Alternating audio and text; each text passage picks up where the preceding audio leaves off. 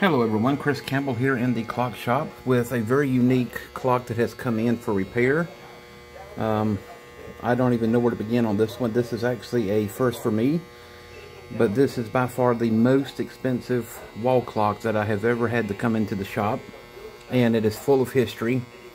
It's really no maker. It's actually all custom made. It's what they call a Frankenstein custom made clock. So the story behind this clock is all of these chains, the pendulum, the bezel, and the gold bar that is mounted to the back are all pure gold.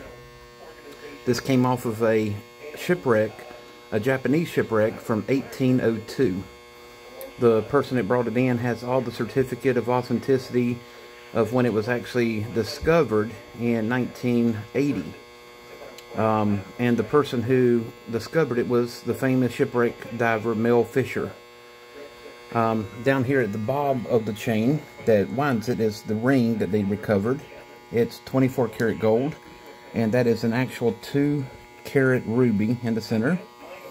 On each side would have been 2 diamonds, which they're long gone, and in the center of the ruby would have been some sort of a jewel or medallion, and it's long gone. The chains were discovered in the box. They've been preserved and polished to run the clock. The pendulum was also found on a crescent of a box and was configured and made into the pendulum. The pendulum bob is also 24 karat gold, and so is the movement. Now the weight that powers it is actually melted down lead, or I'm sorry, excuse me, iron from the cannon barrel that they found. So that's what powers the clock. Now the bar that is mounted on the back, you can see it's got Japanese writing, a picture of a ship in the center of the circle. This is a 10 troy ounce of pure gold, and just the bar alone is worth about $25,000.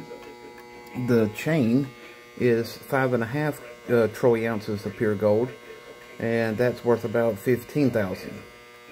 Now the ring, with it being a 2 karat ruby and 24 karat gold, is roughly worth about $6,000 to $7,000.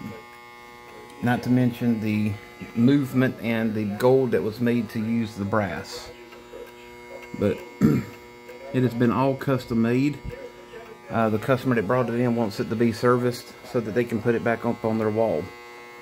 But this is a very historical and very odd but beautiful piece of maritime history and horology history. And for those that don't know what horology is, that's the study of clock making and watch repair. Have a wonderful evening.